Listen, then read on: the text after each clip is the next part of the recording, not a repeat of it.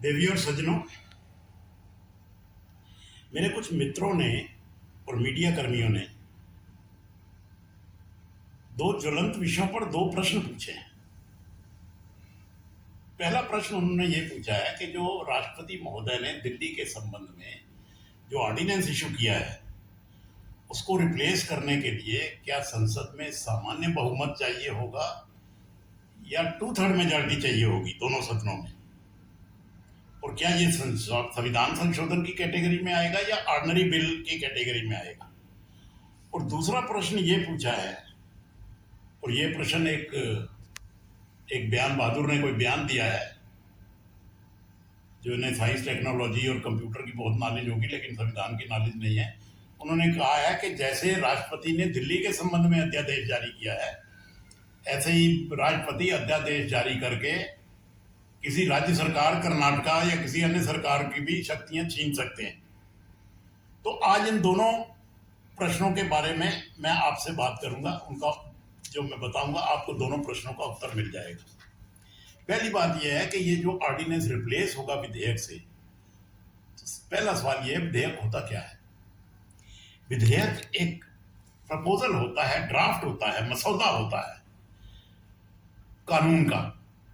वो जब दोनों सदनों में, संसद के दोनों सदनों में पारित हो जाता है और राष्ट्रपति दस्तखत कर देते हैं तो वो देश का कानून बन जाता है।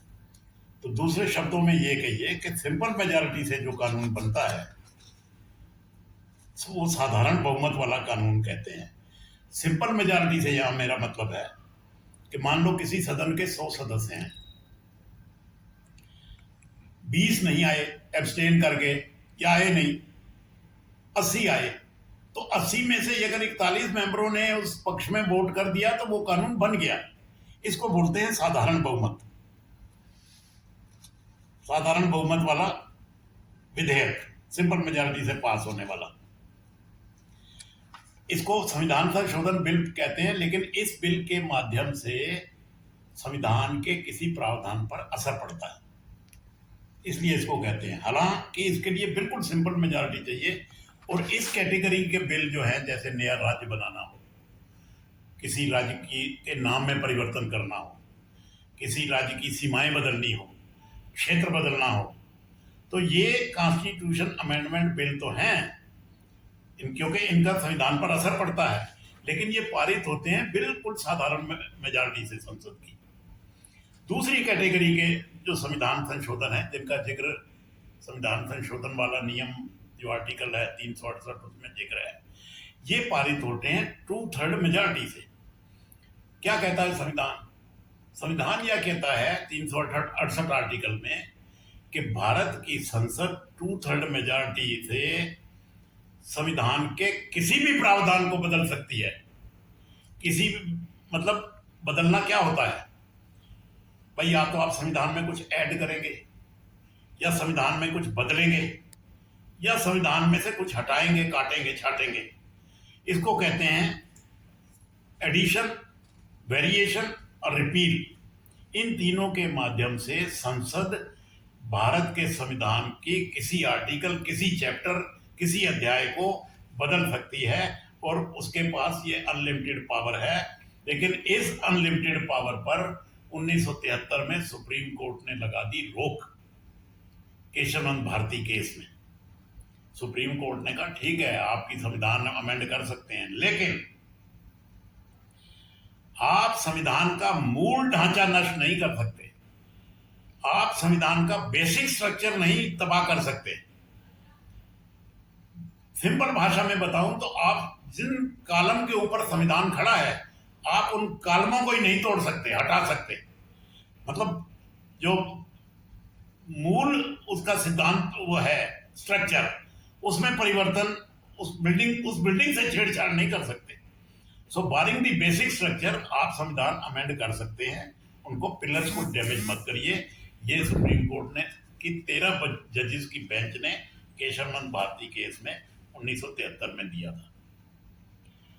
अब थर्ड कैटेगरी के संविधान संशोधन विधेयक आए, जिसमें और कठिन प्रक्रिया है। ये थर्ड कैटेगरी के विधेयक वो होते हैं जिनके लिए पहले तो 2/3 मेजॉरिटी चाहिए, और उसके बाद कम से कम जितने राज्य हैं भारत में उनके कम से कम 50% वो राज्य भी एग्री हों उससे, तब वो संविधान में संशोधन होगा उन प्रावधानों का। वो प्रावधान वो है जो भारत के संघीय ढांचे को अफेक्ट करते हैं। आप कहेंगे संघीय ढांचे को कौन कौन से प्रावधान अफेक्ट करते हैं? तो जैसे राष्ट्रपति का चुनाव, आप जानते हैं उसमें सांसद भी वोट करते हैं, एमएलए भी वोट करते हैं, तो ये इसको अफेक्ट करता है।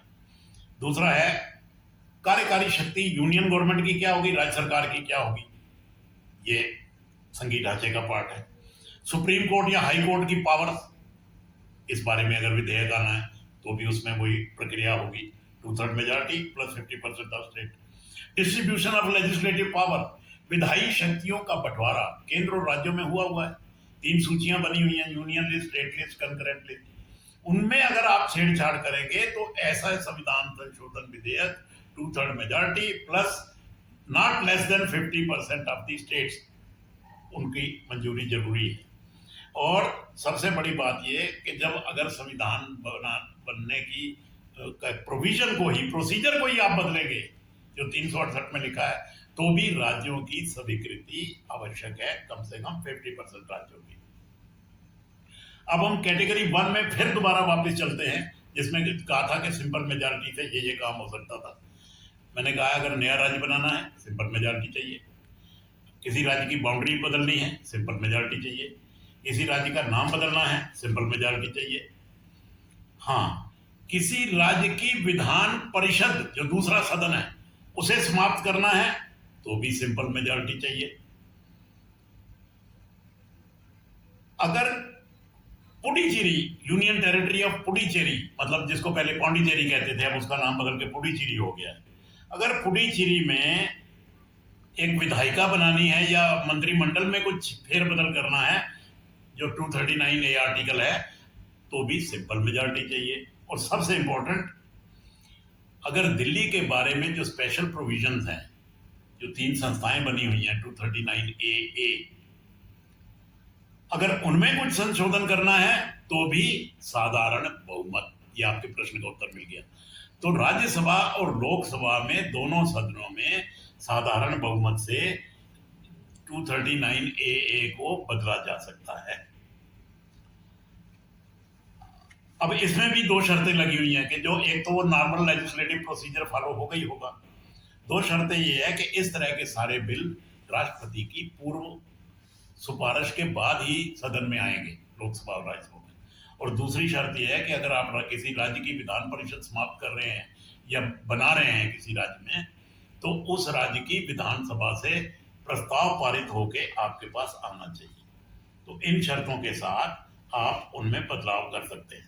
अब एक राजनीतिक प्रश्न लोगों ने मेरे से पूछा है कि भाई कुछ लोग जैसे अरविंद केजरीवाल और उनकी पार्टी पूरे देश में ये अपोजिशन कैंपेन चला रही है कि दिल्ली पर जो सर्विसेज पर ऑर्डिनेंस है, ये जब विधेयक बनने के लिए राज्यसभा में आए तो इसे गिरा दो, क्योंकि राज्यसभा में सत्ताधारी पार्टी के पास बहुमत नहीं है, बहुमत से कम है।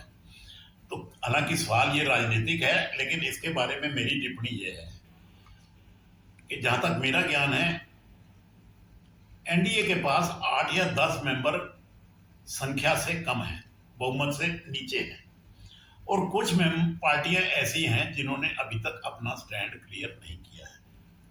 उदाहरण के तौर पे बीजू जनता दल या जगन मोहन रेड्डी, आंध्र प्रदेश वालों की एक पार्टी है, और एक चंद्रबाबू नायडू की पार्टी है। इन्होंने अभी तक अपने पत्ते नहीं खोले हैं और इनके पास 18 से 20 के करीब सांसद हैं, और बीजेपी और एनडीए के पास केवल 8-10 ही कम हैं। तो अगर इनमें से 8-10 मेंबर उधर वोट दे देते हैं या एब्सटेन कर देते हैं तो आंकड़ा बदल जाता है। यहाँ ये बात ध्यान रखने योग्य है कि पहले भी 8-10 से ज़्यादा कमी थी सदस्यों की राज्यसभा में, तो भी बिल पारित हो गए थे। एक बिल पारित हुआ था आर्टिकल 370 कश्मीर के बारे में, और दूसरा पारित हुआ था 3 तलाक के बारे में, उस सिचुएशन में भी। तो आगे क्या होगा ये राम जाने। Thank you very much. 2 प्रश्नों का शायद मैं उत्तर देना भूल गया। एक प्रश्न था कि क्या ऑर्डिनेंस के माध्यम से संविधान में संशोधन हो सकता है, तो मेरा उत्तर है नो। ऑर्डिनेंस के माध्यम से आप संविधान में संशोधन नहीं कर सकते। संविधान में संशोधन 368 में जो प्रक्रिया लिखी हुई है उसके अनुसार ही होगा, जिसका मैंने वर्णन किया है। उनका उत्तर देना भूल गया। दूसरा प्रश्न ये था कि कितनी देर में ये ऑर्डिनेंस कब तक वैलिड रहेगा और कब इनवैलिड हो जाएगा। तो जब संसद का सत्र शुरू होगा, उस सत्र के 42 दिन के भीतर, अर्थात 6 सप्ताह के भीतर ये ऑर्डिनेंस सदन के पटल पर रखा जाना आवश्यक है दोनों सदनों में, नहीं तो वो लैप्स हो जाएगा। तो दोनों बातों का मैंने आपको उत्तर दे दिया। इसमें 42 दिन तक के अंदर आपको मंजूरी लेनी है दोनों सदनों से, और दूसरे का मैंने उत्तर दे दिया कि ऑर्डिनेंस के माध्यम से संविधान में संशोधन नहीं हो सकता। Thank you very much.